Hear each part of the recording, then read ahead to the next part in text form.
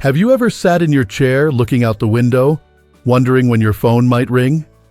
Not because you're expecting anything urgent, but just hoping maybe, just maybe, your child thought of you, even for a moment. That quiet space between breakfast and lunch can sometimes stretch for hours, when you're waiting for someone to remember you exist. And when the call doesn't come, when days turn into weeks, it's hard not to ask yourself, did I do something wrong? Did they forget me? Do I still matter to them at all? If you've ever felt this way, you're not alone. You're not being dramatic. And no, it's not just how things are these days. It hurts when our own children, the people we once held in our arms, the ones we stayed up late with when they were sick, the ones we sacrificed for, suddenly go silent. But what if I told you they're still thinking about you? Yes, even when they ignore your messages, even when they don't call back, even when you feel invisible. And while that may sound comforting at first, the thoughts they're having aren't always the ones you'd hope for. In fact, they're often tangled in guilt, confusion, pride, and sometimes even fear. In this video, we're going to gently peel back the curtain on something few people talk about, what your kids are really thinking after they've ignored you, and why understanding these silent thoughts can help you make peace with your past, find healing in your present, and maybe even rebuild something better for your future. Let's start with something most seniors rarely say out loud, but many feel deep in their bones. I gave them everything and now I feel like I'm nothing to them. It's a heartbreaking thought. But it's one we need to talk about because the silence from your children doesn't mean your love didn't matter.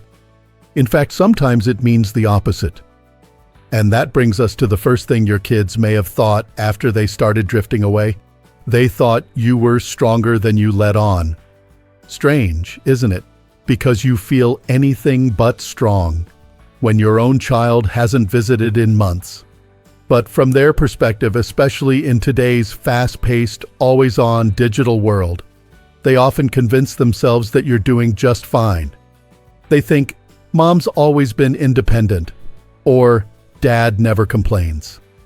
They tell themselves this not because it's true, but because it eases their own guilt. They remember the parent who took care of everything, the one who worked long hours, solved problems, made things look easy. So now, in their adult mind, they assume you don't need much. Or worse, they believe you'll always be there waiting. You see, when people feel guilty, they often avoid the very thing they should face. It's not right and it's not fair, but it is human. Sometimes your silence is taken as strength, when really it's just you not wanting to be a burden. You don't want to seem needy, you don't want to nag, but inside, you ache. Now I want you to hear this. Your pain is valid. Just because someone assumes you're okay doesn't mean you are. And this assumption that you're strong, it's not your fault. It's just one of the ways children protect themselves when they've fallen out of touch. But there's more to it. Because as much as they believe you're strong, there's something else they may be thinking. Something that might sting a little, but it comes from their own limited view of the world. They thought you'd always be there, not just physically, but emotionally. They assumed you'd always be a safe place to return to, a soft voice on the other end of the line, a warm home to visit on the holidays. They didn't think about your loneliness or how time feels different when you're older. To them, a month passing by is nothing. But to you, those 4 weeks are 30 mornings without a good morning text, 30 dinners eaten in silence, 30 evenings hoping the phone would ring. Kids, especially grown ones, can get caught in the whirlwind of their own lives. Raising children, working long hours, managing bills, dealing with stress. And in that rush, they often forget something you know all too well. Life doesn't last forever. They thought there would always be time. That they could call tomorrow or next weekend or maybe on your birthday, but then time slipped away.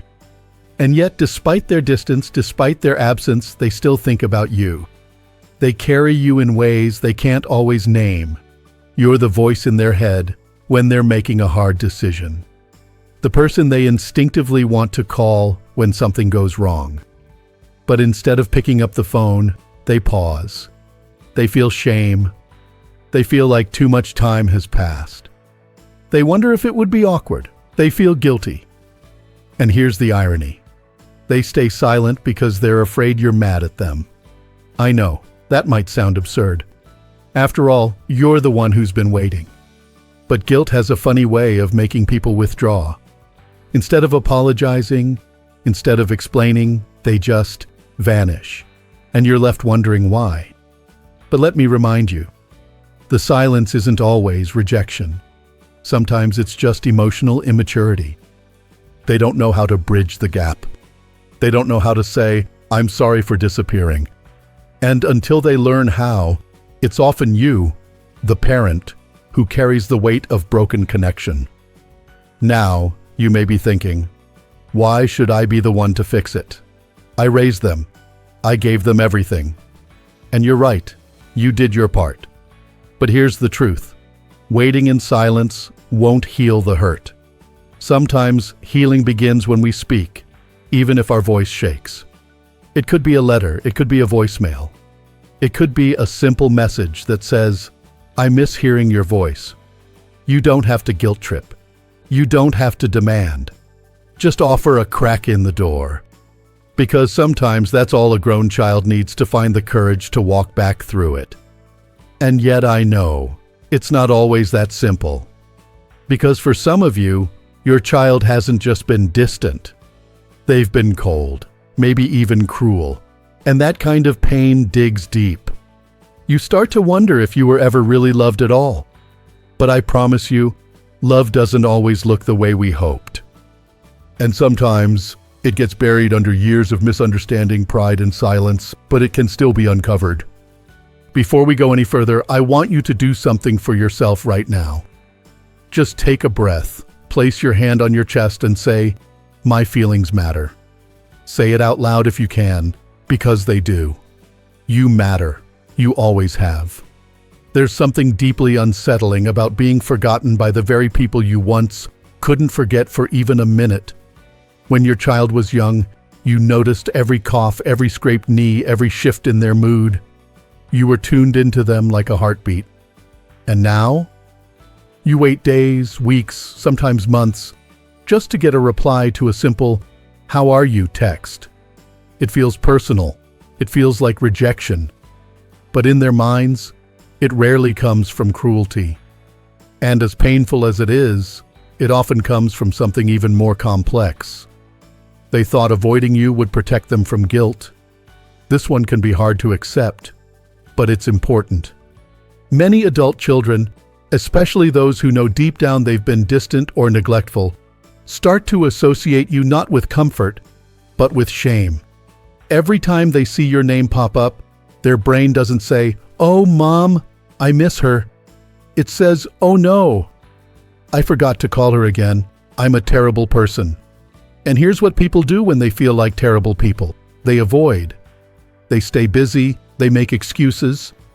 They say, "I'll call tomorrow," and then hate themselves a little more when they don't. It becomes a cycle of guilt and silence. Not because you made them feel that way, but because deep down, they know they've let you down. You may have noticed it before. You finally do get a phone call, but it feels rushed. They're distracted. They mention how busy they are. And before you can say what's on your heart, they're already saying goodbye. Not because they don't love you, but because being close again would force them to look at the distance they've created. And that's painful. This is one of the cruelest ironies of getting older. You're not just dealing with loneliness. You're also carrying other people's avoidance, silence, and shame. But let me tell you something loud and clear. You are not responsible for someone else's guilt. You are not asking for too much by wanting connection. You are not too emotional for feeling hurt. You're just human. A parent who still loves. There's another quiet belief many adult children carry, one that might sound surprising, but explains a lot about their behavior. They thought you didn't need to hear what they were going through. Now I know you would have gladly listened. In fact, some of you are craving the chance just to know what's going on in their world. But many grown kids, especially in today's culture, were raised to handle things themselves. Or they've bought into the idea that parents shouldn't be bothered with their problems. They might think, Mom's been through enough, or Dad doesn't need to hear me complain. They start to separate their lives from yours, not just physically but emotionally. And over time, this emotional distance becomes normal. Instead of calling to share something difficult or vulnerable, they call only when things are fine. Or worse, they stop calling altogether because they think there's nothing important to say. But what they don't realize is that for you, the small things are the important things. The random Tuesday updates, the everyday joys and struggles. That's what connection is made of, not just holiday visits or emergency calls. And the longer they go without sharing their lives, the harder it becomes to start. But here's where something beautiful can happen. You have the power, even now, to let them know that your love doesn't depend on whether their life is perfect. You can say, I don't care if you're struggling, I want to hear about it. Or even, you don't need to entertain me. I just miss you. Sometimes that's all they need to hear to take that first small step back. And yet, it's okay to admit that it hurts when they don't. That even if you understand their silence, it still stings. You're allowed to want more. Because here's another hard truth about what your kids may have thought after they ignored you. They thought you wouldn't understand them anymore. This one isn't always spoken out loud, but it lives under the surface. Adult children sometimes believe that the generation gap is too wide, that your values are different, that your views on life, relationships, money, politics, whatever it is, just wouldn't align with theirs. So instead of risking disagreement, they retreat. It's not fair. Because if they knew your heart, really knew it, they'd remember that you don't need to agree with everything they say. You just want to be part of their life. You want to be heard, yes, but you're also willing to listen. And they've forgotten that.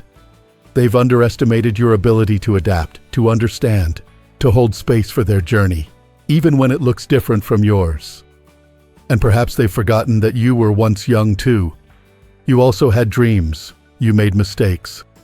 You wrestled with change. You loved, lost, learned.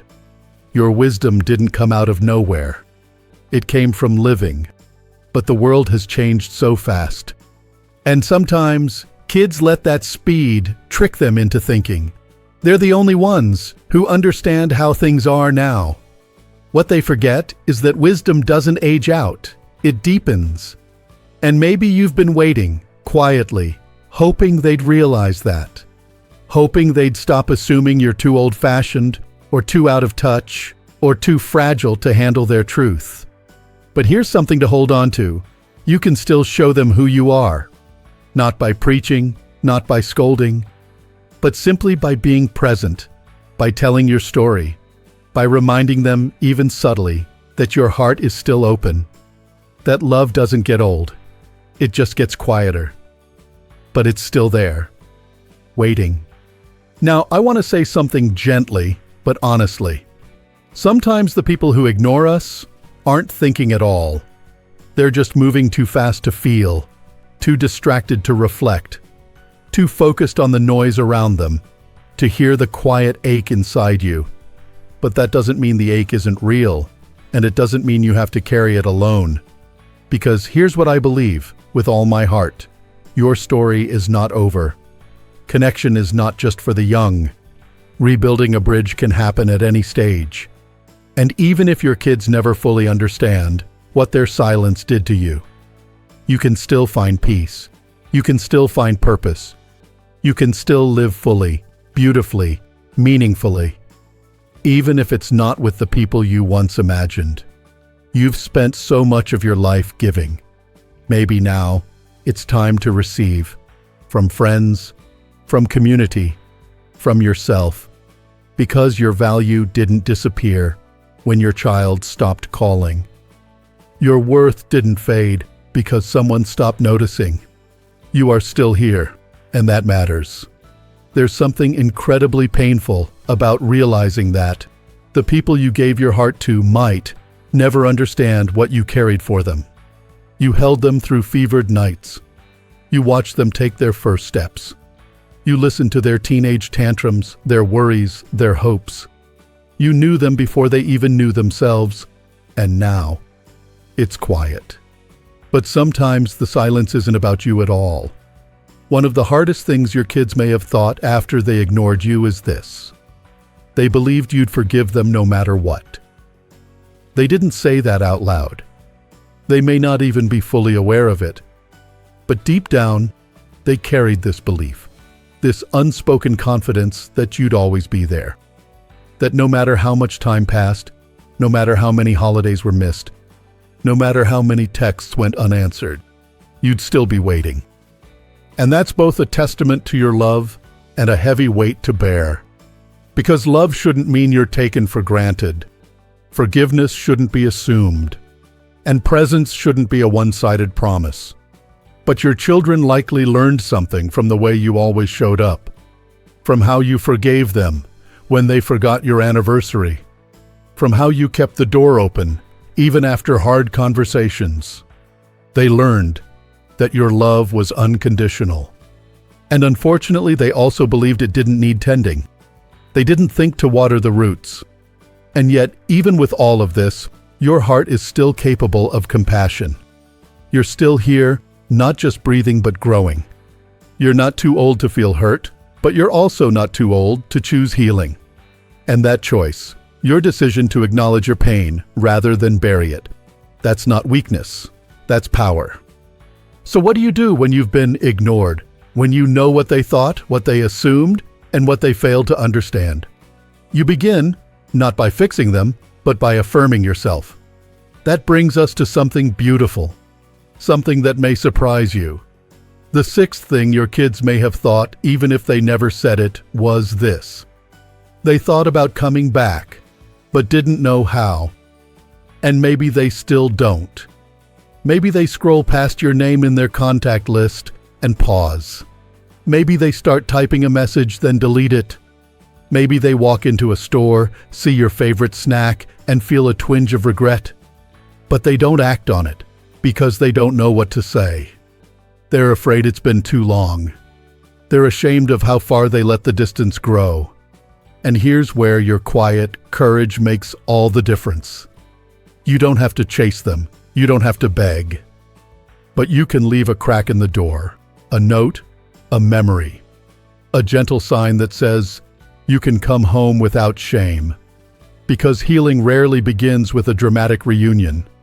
It begins with small moments of kindness, with patience, with presence. But what if they never come back? Then you bless the love you gave. You bless the version of yourself who stayed up late worrying, who cried behind the curtain so they wouldn't see, who gave your best even when it wasn't returned. You honor that version of you, not with bitterness, but with grace. Because you are not invisible. You are not forgotten. You are not broken. You are seen. You are still needed, not just by your children, but by the world around you. Maybe now is the time to write that story you've been holding in your heart, to join the book club, to walk with a friend who listens, to mentor a young person who never had a grandparent like you. Because your presence matters. Your voice matters. Your life, right now, in this moment, is still filled with purpose. And to those of you who are still hurting, still waiting, still holding space for a call that may never come, I want to speak directly to your heart. You are a good parent, even if they don't say it, even if they've forgotten the details, even if they never fully understand what you sacrificed. You loved them the best way you knew how. And that love didn't vanish just because they walked away. It's still there, it's still part of who you are, and it's still worthy of respect. So what can you do today? You can start by giving yourself what they didn't. Speak to yourself with kindness. Say the things you wish they'd said. Thank you, Mom. You mattered, Dad. You were there for me. Say them out loud if you need to. Write them down. Let them land. Because when you give yourself the love you've always deserved, something powerful happens. You stop waiting for permission to matter. You already do. Now, if this message spoke to you, if you've ever felt like that forgotten parent, I invite you to share your story in the comments. Not for sympathy, but for solidarity. Because someone else reading those words might be walking through the same silence. And your voice could be the reminder they need. I'm not alone. And if you found comfort in this video, please give it a thumbs up. Not for me, but for every parent who's been through what you've been through. For every senior who's still standing, still hoping, still loving in a world that doesn't always see them. Subscribe to Strong Elderly Life if you'd like more content that speaks to your heart, your experience, and your strength. We're building a space where your story matters. You matter. You always have. And you always will. Here's to rediscovering your worth. Here's to living your truth. Here's to living your best life at any age.